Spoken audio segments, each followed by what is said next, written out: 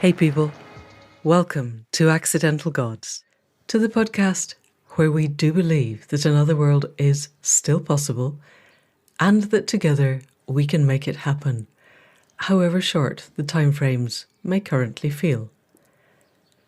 I'm Amanda Scott, your host at this place on the web where art meets activism, politics meets philosophy, and science meets spirituality, all in the service of conscious evolution and increasingly in the service of mapping a way through to a future that we would be proud to leave to the generations that follow us. And with that in mind, this is the second part of my quite extended conversation with Rieki Cordon. He is such an extraordinary font of knowledge and understanding of how our financial, economic, monetary system works and how it could be done differently, how that would impact our world, how we as people could value ourselves and the world around us in ways that lets everything thrive. If you haven't listened to the first part of this conversation, then please go back and do that now, because it's going to be a lot easier to understand this one with that one behind you. And on the assumption that if you've got here, then you already have listened to it. Without further delay, people of the podcast, please welcome Rieki Cordon for the second time. I would like to look at the contribution score, and in doing that, can you tell us, because seeds is just a word at the moment, tell us a little bit about the kind of history, how seeds arose, the processes that it's gone through and where it's at now, and what people listening can do to engage with it. That also is quite big. Sure. So this is a completely different perspective. You started off with the blockchain one, but we're going to start off with where we started. Okay. I love plants. I love local food. I love having a relationship with my food and a relationship with the plants that are growing my food. Like, it inspires me, and I have a bias to think that everyone would be healthier if we had a relationship with local food and we ate more healthy, nourishing, regenerative, local, organic, home-cooked meals. So where seeds really started was in a peer-to-peer local food system. We wanted to make, grow food, not lawns, cook food out of your houses, sell it with your neighbors, exchange it amongst each other, that kind of idea. Let's create local food systems. This isn't a new idea. A lot of projects have tried this. So where it really kind of began is there's this concept called Crowd Food Network, which was exactly that. Grow food, not lawns, share it with each other, trade food. But the concept didn't know how to monetize. It's like, okay, well, do we take a fee? If we took a fee, people are going to avoid our platform. And this is exactly what happened. Everyone who tried to create these local food systems, and they're like, we're going to take a 5% cut. No, I'm going to look at the app and be like, Bob, the neighbor's selling a pie. Yeah, you walk over there. Hey, Bob, you got a pie? Here's $5. Thanks. I'm not going to use the platform and take a cut. And once you have that first interaction, you start dealing direct. And again, cutting out the platform. Sharing economy platforms that take fees like Airbnb and Uber, they only work because they're one-off interactions. It's way easier to call the taxi one time and forget about it than get his number. But you see it all the time. The taxi drivers are like, hey, take my card, call me direct, skip out on Uber. It doesn't work because it's more convenient otherwise. But with food, it is, okay, I'm getting into the problem too much. So that's kind of what we approached. We said, okay, what if we can make interacting with each other better than free? If we had our own financial system that was subsidizing this use of this economy, then we could actually reward people for using this new currency. We'll say it's actually better to buy that pie, from your neighbor Bob using seeds and the seeds economy than it would be using dollars and try to cut it out. So we wanted to make it financially incentivizing to use the platform and adopt it. So that's kind of where we started, is like, how do we really get traction in our local food systems? Let's build a local food financial system. And then we're like, okay, but it needs to be governed by the citizens. Okay, so we need to figure out governance. We figured out the financial part easy. That took us 1 year. Not easy. It was more difficult, but that was a simpler affair to say, okay, here's a financial system that rewards certain behaviors. That's the contribution score stuff. The difficult part was, okay, how do we govern this? How do we make sure everything is a setting so that the citizens really do have a voice in how this is managed? And that's a very complicated engineering feat to make it so every part of the system can be tweaked and redesigned, And then we had to build simulators for testing out what different economic assumptions would end up being. And all of these tools exist right now. Like, we've been working on this for years. So you're coming in at a great point, because it's, talked to me a couple of years ago. These are all just fanciful ideas. Now we're like, nope, we're doing it. And we're like actually getting momentum. And it's kind of fun. So let's stay with the original. You're rewarding people for using the system as opposed to buying into the bank system. Just for my interest, how far geographically did that spread? And also, can you tell us more about how that actually works? Suppose you and I live next door to each other. I want to buy a pie from Rieki using the seed system. I go into my app and I pay pie value to Rieki. Tell me a little bit about how that works. Sure. A couple things first. Seeds is an evolving economic system. So some of the concepts I'm talking about are meant to happen in later stages. So just as the protocols for how a baby grows within a womb are very different from how when that baby is born and when that baby becomes an adult. Like it has these intentional transition periods where it behaves and acts differently. Okay. The same thing is true of our economic system. So some of these better than free concepts and being rewarded and having this contribution score, and like you could just do actions and get paid, that's not really operational yet. Okay. We've built the code, we've tested it with fake seeds, but it's not actually running because that doesn't happen until this moment we call go live. And go live isn't going to happen until there's enough people and businesses within the seeds economy that are like, yep, we're part of this economic system. Because a lot of those go live principles are predicated on there already being an economic system where people are exchanging goods and services. But we need to bootstrap ourselves to that economic system. So in the first stage, we actually look a lot like Bitcoin. Bitcoin bootstrapped itself to getting millions of people to have it and hold it by being a very scarce asset that was appreciating in value and was kind of speculative. And for years was actually worth nothing. I mean, there's the guy who paid 25,000 Bitcoin for a pizza, famously. Yeah. So, it took a long time before it was actually worth anything in the existing economy. So yeah, you can go for a while with seeds just being underground. And you needed to reward that risk of early contributions. Otherwise, people wouldn't have contributed early.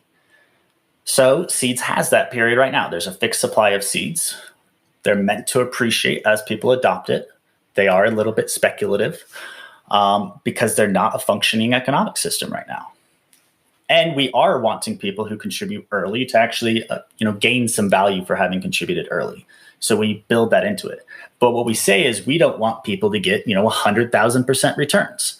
We don't want someone to own 5% of all seeds that will ever exist. That's not a healthy financial system. We only want this bootstrap phase to help us get to an economic size. And we have clear targets for that. And then once we reach that state, we hit a steady state economy. So we can have this speculative price appreciation phase that is necessary to bootstrap a new thing and reward risk. But let's not exaggerate that. Let's not reconcentrate wealth. If this thing succeeds, people, 100x their money. They didn't 100,000x their money or 1 millionx their money, like in Bitcoin, etc. But also, we don't need to. I mean, the whole point of a regenerative economy is that we don't create trillionaires because there's no point. If everybody has enough and things are flowing, then it's about the relationship, not about I suddenly made myself incredibly rich and I can go and buy a bigger car, because that's no longer the point. So we're at the phase just now. I've just been teaching puppy training class this afternoon, and I said, no, I don't want any money. I just want you to tell half a dozen people about the podcast. So if instead I said, okay, get the Seeds app on your phone, pay me with some seeds for the puppy class, or whatever you think, that's fine. Is that a functional way of using seeds in its current embryonic phase? Yes. And people are doing that right now. It's free to trade seeds. People are doing that. There are local food systems right now, or little farmers markets are accepting seeds. I bought stuff using seeds. This is kind of happening in communities all across the globe.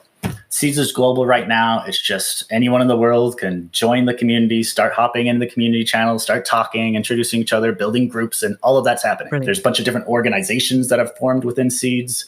I think at least 8 different ones right now. They're all part of the Seeds Commons now, which is this holding group of all the different organizations that are supporting Seeds. Brilliant. So it started off with HIFA, which is one of the organizations I'm part of. But now there's 9 different ones, and you can see it kind of growing and spreading who's, driving Seeds forward. But I want to talk about something important, and that's you brought up regenerative economies, and so far we've been talking about seeds. Seeds is a currency and a token, but it's what we call a yang currency, like yin and yang. Yang currencies are the ones that act like our current central bank currencies.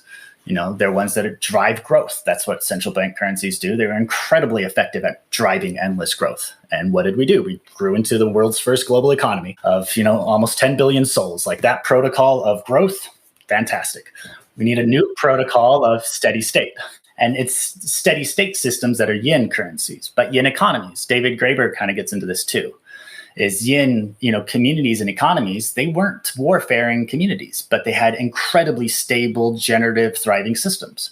But the yang economies, they were warring economies. And unfortunately, went and dominated everyone else, and all the yin economies kind of got shut down. So that's kind of the revival here, is we got to bring a balance of yin and yang. So some aspects of seeds are yang, like the seeds token itself. But to counteract that, we need yin currencies. So we have another currency in seeds called gratitude. And this is a currency that at the start of the cycle, everyone gets 100 of these. Or every resident gets 100 and every citizen gets 200. They mean absolutely nothing if you hold on to them. They only mean something if you send them to somebody else. So at the end of the cycle, you see where all the gratitude flowed, and then you can send them seeds. And this is exactly what's happening. We have the seeds pot. We see where all the gratitude sent within the cycle, and then we send them seeds. So here's a currency that is only beneficial when you give it to somebody. When you give it to somebody, you both benefit, because there's some other complex things that when you give gratitude, you get more value at the end too. And it's this retro, it's kind of like giving gratitude in real life. If I give you a hug, like I feel great too, we both benefit. So this is a yin currency, and it's a way of one, crowdsourcing where we direct value to. So now anyone can show up, do a bunch of stuff. People are like, oh my gosh, thank you for doing that. And they can send them gratitude, and then they can get paid for having contributed. So it's also another way of redirecting value in our economic system, right? So these are the type of things that we're building. Is like, how do we build balance? We need the seeds token because that speculative element helps us drive growth, bring more value into our ecosystem, bridge with the legacy financial systems. Cool. But if that's all we were, then we would just perpetuate yang economies and reconcentrate wealth, and et cetera, et cetera. Now, how long is a cycle on the yin, on the gratitude cycle? Each cycle is a lunar cycle. We chose lunar cycles because they don't bias a particular time zone. Right. So they're 29 and a half days. Yep. It also helps us get back in tune with the, cycles of nature, which we think are important, and a lot of different reasons. Okay. Thank you. So every cycle in seeds is one lunar cycle. So people listening can engage with this now. They can go onto the app, download the app, and be part of the gratitude. They can download the app. They can join the Seeds Discord group, which is where all the different channels and all the conversations are happening. So that's where a lot of the communication goes on. There's a forum in the Passport, which you can earn reputation. That's one of the ways of contributing, right? Is going to the forum, engaging, sharing your wisdom. As people upvote your thing and say that they liked it, you can earn reputation.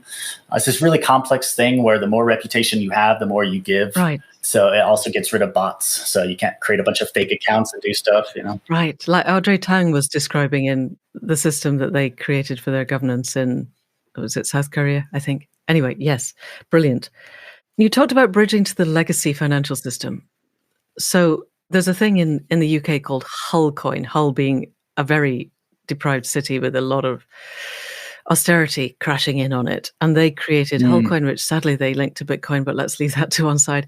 And they got to the point where the Conservative government in the UK was supporting them, and they're not linking it to the legacy currency. It's very deliberately. And Hull coin are earned for social goods. So if I go out and I help an old lady across the road, or maybe I go and I help out at the swimming pool, or I give up smoking, and the person who's assigned to me says, yeah, she's definitely given up smoking for a month. People listening, I don't smoke, it's okay.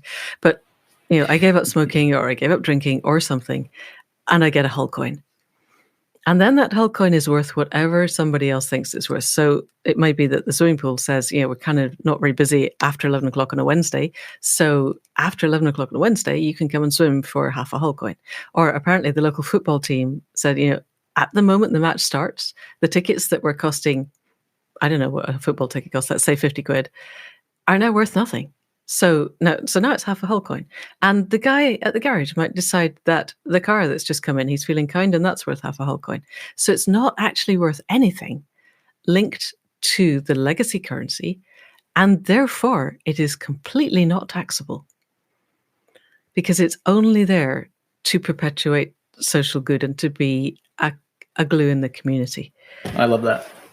And it seems I need to find someone from Hull coin and see if it's really working, because we had a guy come and talk to us when we were at Schumacher, but that was 2017, so 5 years ago. But then I'm wondering, so how are you planning to link to the legacy currency so that the Fed doesn't decide either to buy you out or close you down? Well, buy us out or close us down. So in order to close us down, you'd have to shut down all of the nodes across the globe. and you'd have to get the 15 out of the 21 block producers to collude against the network. And those people don't live in the States. So it's going to take a coordinated global effort to shut it down, which let's see if they can pull it off. So how do they shut it down? They don't. And that's the other cool part about it, is that's also why they have to incorporate it into the system, is they have to bring it into their worldview because they can't fight it. And that's exactly what they've done with things like Bitcoin. And they can capture it because Bitcoin can just be bought, right? You can go to exchange, buy Bitcoin. What Seeds has done and everything Hype has been building is the separation of governance and value. So governance tokens and Seeds cannot be bought, sold, or traded. You can only earn them and spend them yourself, or you can delegate them to somebody else for them to represent you. That's it. How do I earn a governance token? And how you earn governance, that by contributing. So the higher your contribution score, Okay. and all the different ways you're contributing, the more voice you have in governance. Okay. Part of how you contribute is economic incentive. So we make sure everyone has skin in the game. But there is no model where the richer you are, the more voice you have. That's incredibly capped. Okay. Unlike Ethereum, which is exactly that. Okay. Yep. Like most of crypto kind of took 19th, 20th century economic philosophical thought and codified it. Very libertarian, very much, I call it a revolution because that's what revolutions do. They revolve. And it's the same paradigm, but a different group of people in power. Now, instead of Wall Street bankers, it's, the crypto bros. I love that community, but the people I started with in the whole blockchain, because I started in Bitcoin in 2011, and I was pulled in there because everyone was radicals and game changers and revolutionaries. They were my people. Most of those people have gone on to build other projects. Bitcoin's not the same energy or soul as it used to be. And I sound like an old grandpa talking like that, but the problem with Bitcoin, too, is it could be bought out by the legacy systems, and it has been. Central banks can come in there and buy it, Bitcoin, boom, they've hedged their bets. Bitcoin is no longer a threat to them. And are they all, when I was studying this, again, back in 2017, so I'm out of date, but at that point, all of the big banks were trying to create their own blockchain system, as were the giant electricity companies. A lot of people were putting a lot of time and effort into endeavoring to create their own. Have they all just defaulted to Bitcoin now, or are there blockchains? No, I don't think so. I think they will try to create their own still. I think that's stupid because the idea of a permissioned blockchain just hurts my head. It defeats the entire point. So I don't think they even understand what's going on, which is why they're just kind of doing stuff. But that's how we explain our current system anyways. We have a lot of people who don't understand the complexity. I don't either. None of us do. But we don't, and we shouldn't have systems where individuals have that much influence over the system because they don't understand it. So that's why this kind of revolution is necessary too. I say revolution because what's happening in crypto could be a lot of things. It could be capitalism 2.0, 3.0. It could be a revolution. It could be a renaissance. It could be something altogether entirely different. And all of that's happening at the same time.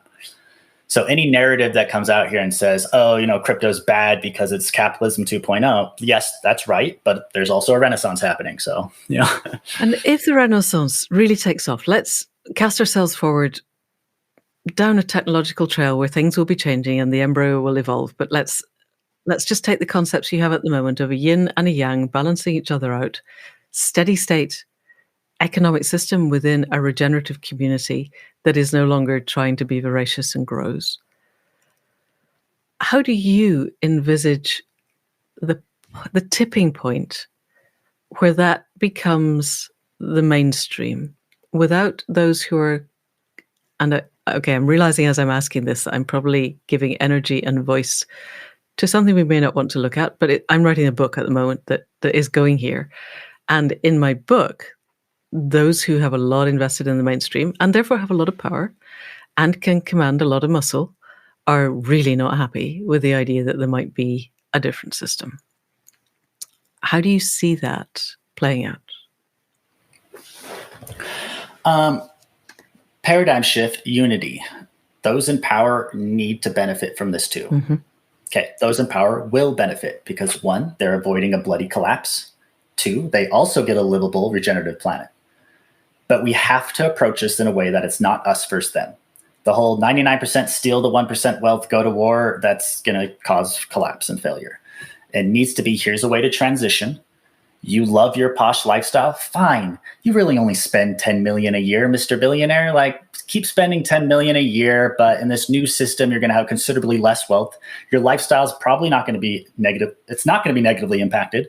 And actually, we're building systems that are providing you authentic community. There's a lot of people joining Seeds that are incredibly wealthy, that they're here because they're here for the Renaissance. They've lost purpose. They lost their heart and soul. They're like, what is life for? Like, I have $1 billion in the bank, but I'm miserable and I can't trust anyone. Right. And we're here being like, no, we need a regenerative culture. We're here to build that. So I think that's the narrative we need to bring. It's not us versus them. It's not the revolution. We have to get rid of revolution thinking.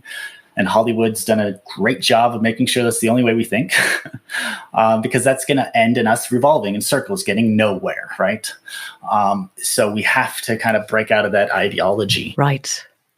Thank you. Yes, that makes so much sense. Hence why you're calling it the Regenerative Renaissance. I hadn't fully understood that, but you're right. Revolutions always just take us back to where we started. You might be spreading the spoils of extraction slightly differently, but you're still extracting. And that's exactly what Bitcoin's showing. It's all the worst parts of capitalism: excessive use, waste, wealth concentration, etc. It's like, we don't need that stuff. But I mentioned that Seeds kind of embodies that as its yang element, right? Because what Bitcoin showed is that it was fantastic at getting growth, getting adoption. Right. A baby grows exponentially in the womb when it needs to. If it kept growing exponentially after birth and into adulthood, it would blow up and die. Yeah. So it needs to shift into a steady state system. So this is what Seeds consciously created. It said, nope, first we're speculative. We're going to have this price appreciation phase. We're going to push for growth.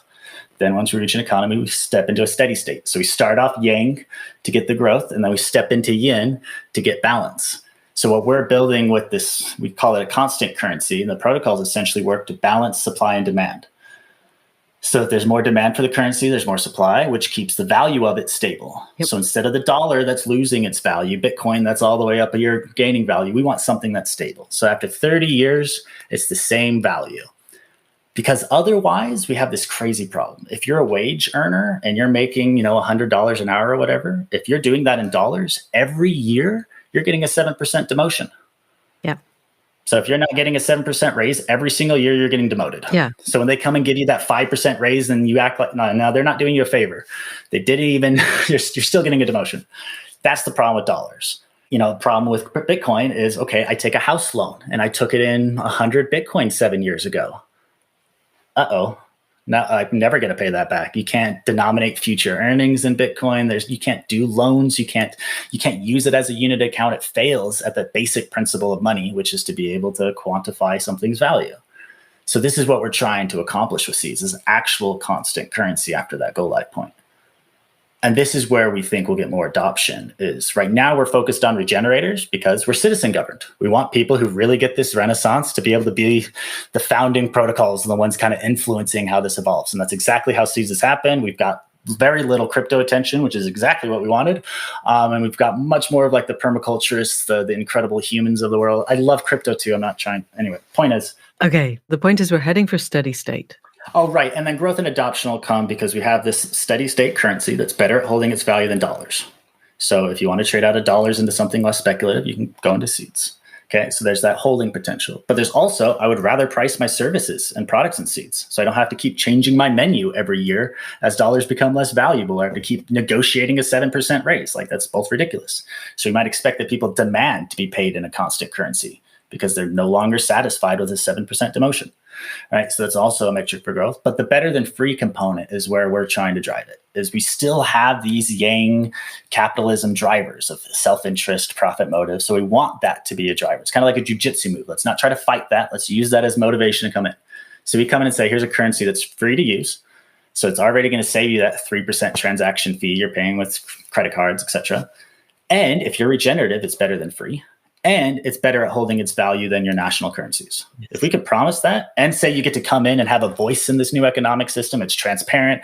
Look at all the beautiful things that we're doing in the world. We could build a new society, like all of these things we're talking about, but we could also offer that very basic, hey, it's cheaper and faster. Like, that's where we think we're going to kind of win in the long run. And we're not even caring about that narrative right now because we're still figuring out, what is a regenerative economic system.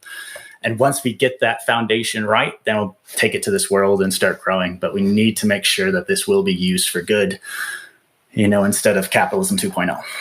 And it's going to be a global currency. So there will be no exchange as you go across national, international borders. The whole, the catastrophe of Brexit in the UK, part of it was we want our pound, we don't want the euro.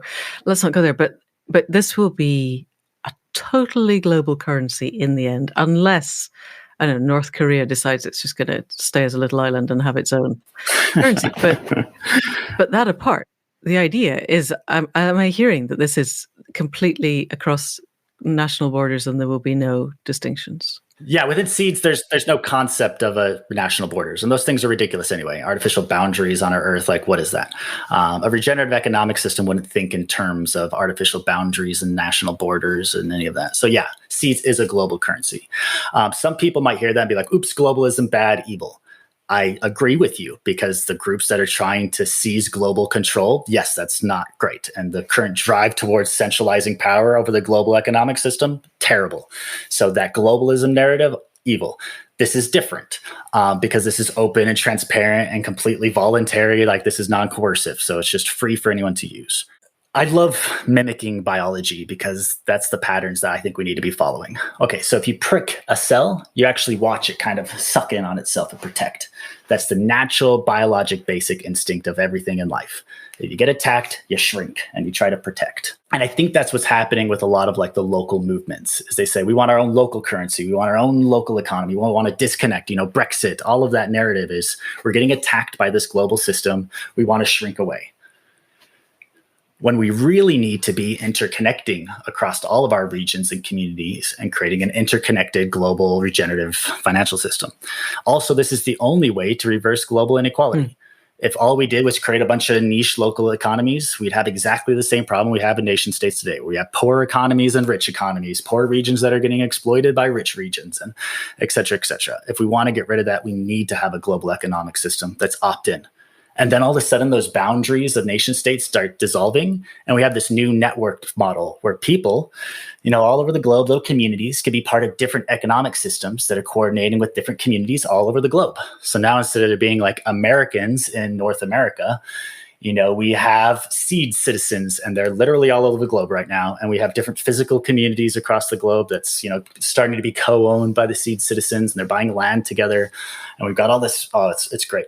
And we're bringing this land into common ownership and stewardship. So we have this little economic system that's like, anyhow. So that's where I think we're headed, is these decentralized, networked economic systems where people could be part of multiple of them. And there's this freedom of choice to actually choose what social system works for you. And you should be able to move from one to the other.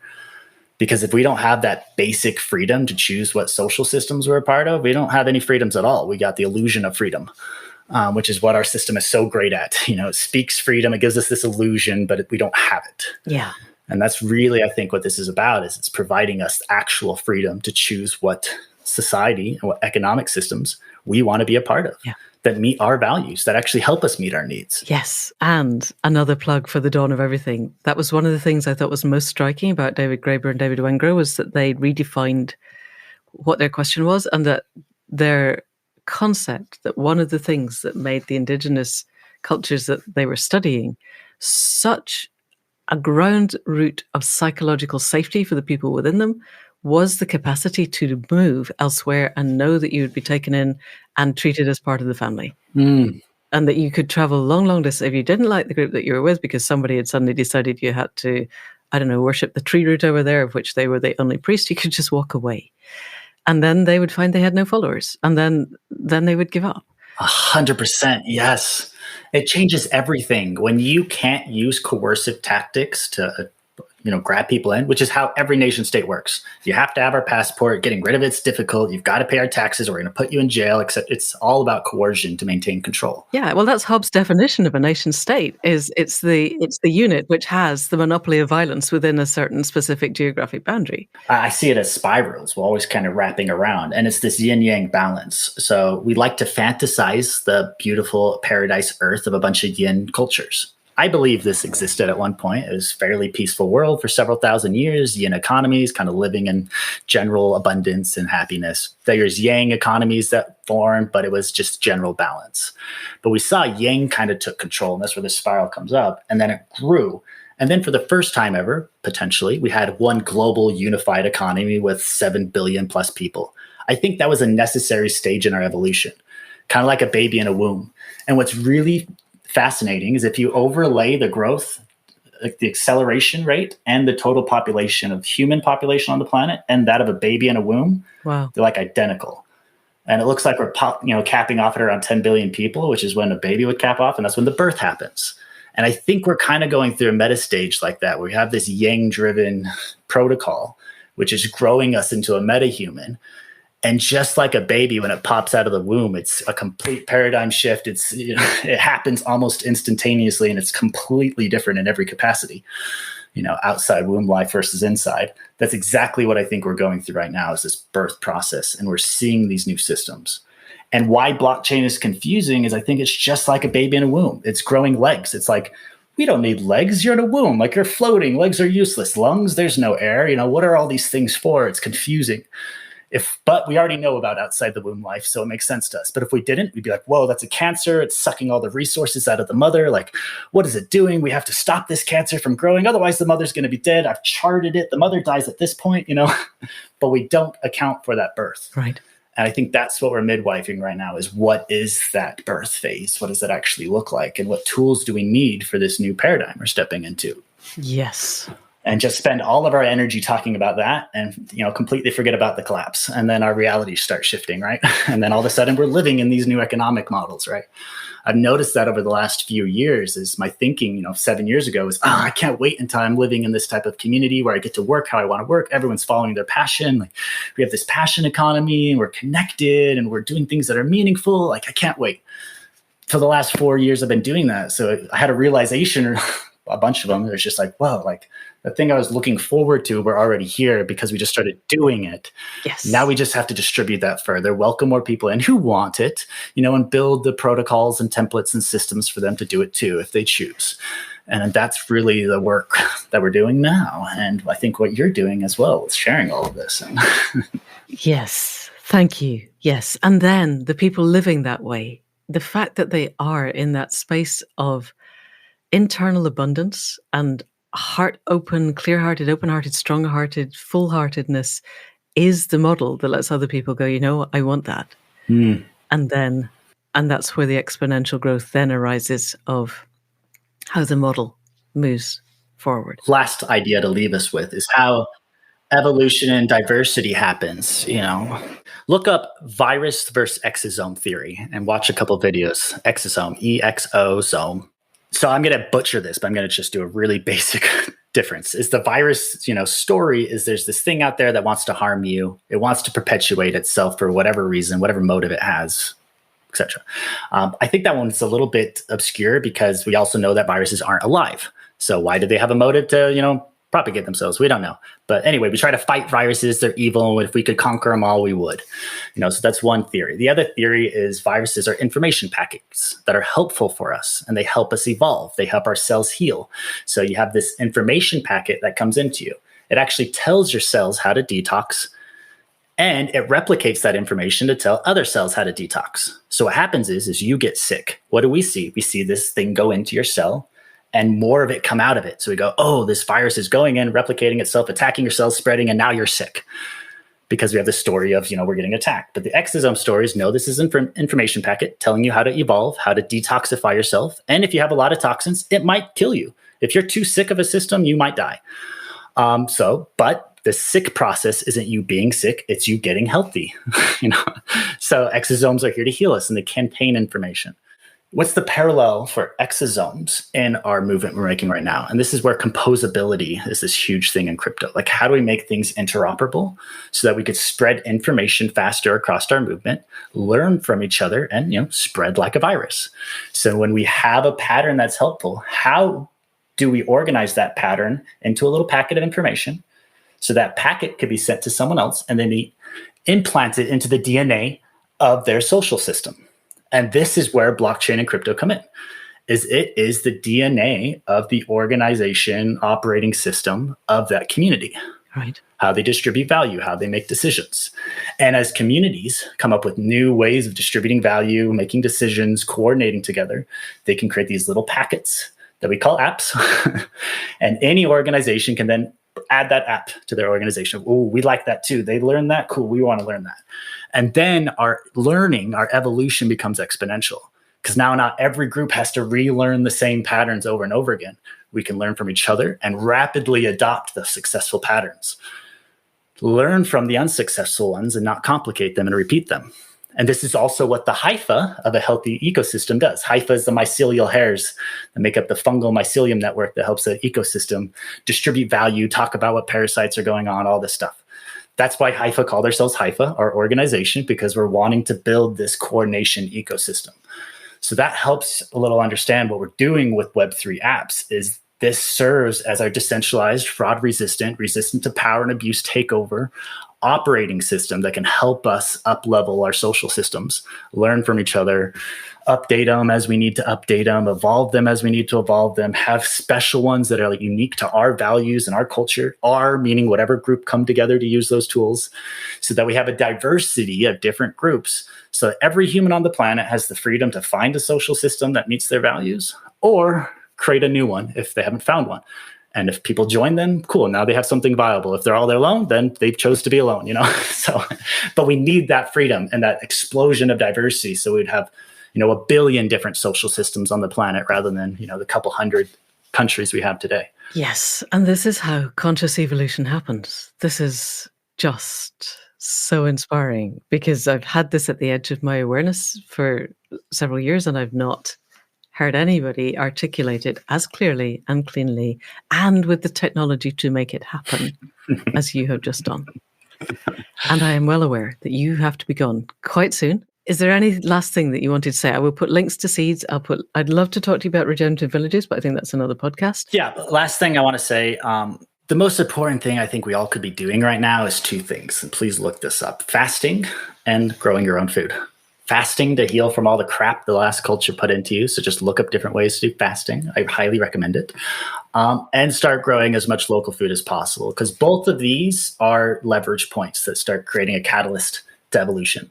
Because once you start eating healthier, you start thinking cleaner, your brain starts working clear, you can start hearing the intuition coming from your gut and heart and this other intelligences we have in our body. Once you start cleaning it up through fasting, and then this starts a flywheel that helps us be more effective co-creators of this new world.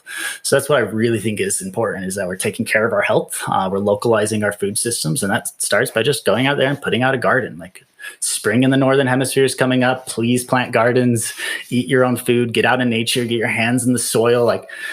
Go learn from the intelligence of the natural world. Like, if you're looking for inspiration, go to a forest, go hiking, spend time in nature to get inspired. Yes. That's what I've been doing recently, and I've been getting so much value from, and I highly recommend it, is doing no creative work in the office or in front of a computer. But do all of your creative stuff out in nature, find a spot that's really inspiring, do all of your ideation there, build all the designs, and then go to the computer to conceptualize it and put it into reality. But when we're designing from that space of stuck, then it's just not good for us. And I don't think we're tapping into what we really need to be creating. Yes. And that's so cool. And that is exactly, I was thinking, oh God, write books. How do I write books? Not out of the computer, but exactly. I go away and I do all my thinking up on the hill, and I come back and throw it onto the screen. And you're right. It's amazing. Rieki, this has been so fantastic. Thank you so much for taking the time out. And by the time this hits the airwaves, you'll be a father. So congratulations when it happens. And I have no doubt, as and when the interesting change in life that fatherhood has got to a steady state, I would definitely like to talk to you again. So thank you.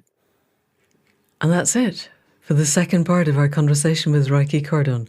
I genuinely hope you got as much out of that as I did, because he has put so much time into thinking how we could do things differently, and intelligent, useful time. It's practical, it's doable, and Seeds is out there. You can buy Seeds now. You can join the Discord. You can become part of the conversation to help move it forwards. And if all of us do that, then it becomes a currency. That's how currencies arise. Money is an idea. Dollars, pounds, euros, yen, whatever, rubles, they're ideas that we agree with each other, and we could agree something different.